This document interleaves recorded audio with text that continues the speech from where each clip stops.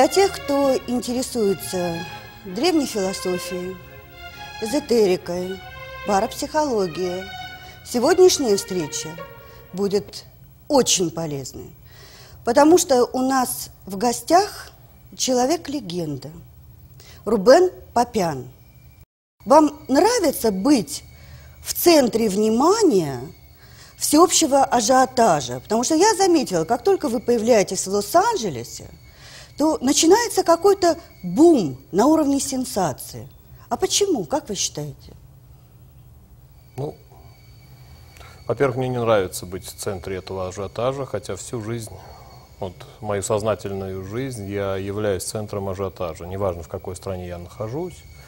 Сейчас в Лос-Анджелесе. Ну, наверное, кто-то во мне видит решение своих проблем, кто-то видит решение своих будущих проблем, кому-то просто престижно, кому-то приятно. Но я сам не любитель. Вы скромный человек, да? Я бы сказал, уверенный больше. Вы знаете, кое-кто на вас смотрит как на Бога. И я даже не боюсь этого слова, молятся на вас, потому что вы спасаете людей из самых критических ситуаций, вытягиваете их.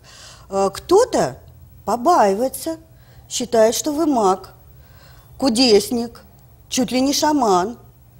А кто-то просто не понимает, что происходит. Вот могли бы вы сегодня рассказать нашим миллионам телезрителям, кто вы, откуда родом, как все это началось? Путь к нетрадиционной медицине, к парапсихологии, к тому, что сегодня называется одним словом целительство. Угу. Ну, я попробую рассказать. Хотя все, что вы сказали, все вместе, включая целителя, это точно не я. Включая Бога. Он выглядит существенно симпатичней. Вот. Ну, я родился в Ереване, в Армении. Сам я 62-го года рождения. Чтобы сказать, прямо с детства меня преследовали какие-то необычные явления или способности. По крайней мере, я этого не замечал, или я был достаточно молодым, чтобы не понимать, что, оказывается, вот это, что появилось, это и есть способность.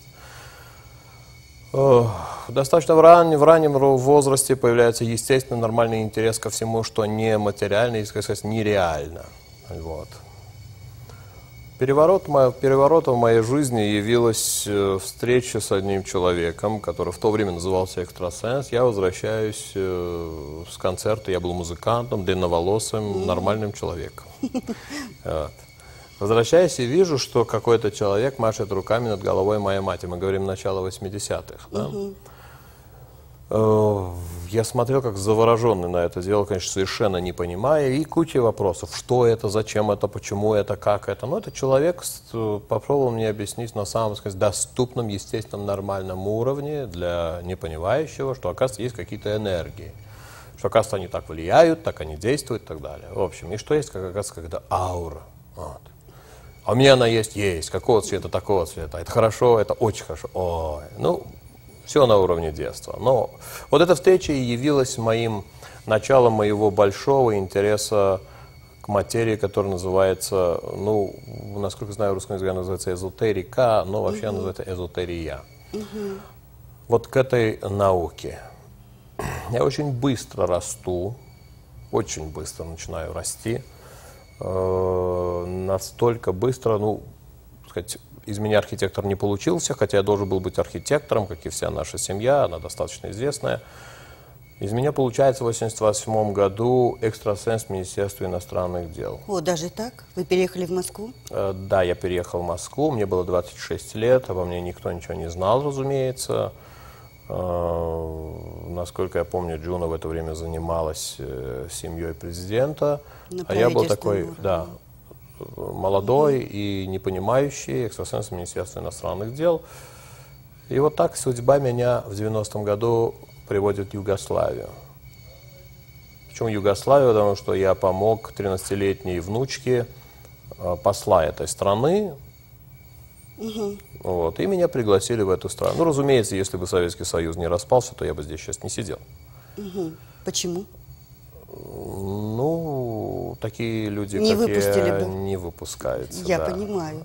С ними работается, они воспитываются, как интересные кадры. Ну, а потом используются, разумеется. Плюс закрытые лаборатории, научно-исследовательские при Академии наук СССР в целях создания какого-нибудь секретного оружия, на воздействие умы. Правильно я говорю? Это все было, там было. Применение всегда найдется. Вот. И вот в 90-м году я открываю свой центр в Югославии. Я был уже достаточно неплохим специалистом. Мы говорим только о лечении пока. Очень важный фактор. Да, да, Вот. да. В 90-м году я открываю свой центр в Югославии, в Белграде. Как он назывался? Он назывался Центр альтернативной медицины. Прям так и назывался. Который позже перерос в Институт эзотерии и парапсихологии Рубен Папян. То есть сейчас это Институт эзотерии и парапсихологии Рубен Папян. Вот. Начинается, как я это называю, рубиномания в этой стране. То есть я работаю с утра до Хорошее вечера. Да, это была рубиномания. С утра до вечера. Ну, молодой, не очень энергичный, мозгов не надо, таланты есть. Счастье. От 150 до 200 людей каждый день я вижу, или в группных сеансах, или в отдельных индивидуальных сеансах. Но самое главное, я развиваюсь очень сильно. И вот тут наступает момент, когда я должен уделить внимание отличию себя от очень многих других также талантливых людей и способных. В отличие от большинства, у меня, оказывается, был еще и интеллект. То есть я не задерживался на том, ой, как хорошо я такой и популярный, меня вся страна знает.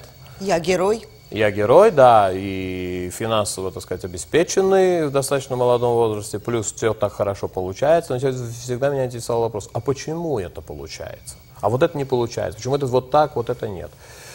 Я уделил достаточно долгое время изучению вот вопросов, как механизм работает, проводя все это сам с собой. Ну, понятно, ты сам и являешься своим первым подопытным кроликом. И так в 93-м году что-то я писал, что-то развивал, что-то пробовал. Развился своеобразный метод ментальной коррекции коммуникации. Потому что, стараясь понять весь процесс, я, конечно, опять же приходил к тому, что в сущности мозг — это то место, где все формируется, контролируется, посылаются сигналы. Эти сигналы слушает каждая клетка в организме. Значит, если у тебя есть доступ к органу, который называется мозг, у тебя есть доступ к пульту управления. Но мозг — это достаточно сложная структура. В 93-м году я развиваю метод, который называется метод ментальной коррекции коммуникации, МКК, очень своеобразный метод. Я пробую его патентировать, какую-то часть этого метода. Он единственный в мире, подобного нет нигде. Ну нет, потому что сам метод подразумевает присутствие органа, который в состоянии, не только мозга, а уже подготовленного мозга, который в состоянии, используя свои собственные ресурсы, до которых интеллект не доходит, будем говорить, посылать сигналы и воспроизводить вот такие эффекты, которые совершенно необычны. Так вот, я формирую вот этот метод ментальной коррекции коммуникации, а именно стараюсь понять, как функционирует мозг, как он работает, ну и развиваю свои собственные мозговые, особенно мозговые способности дальше.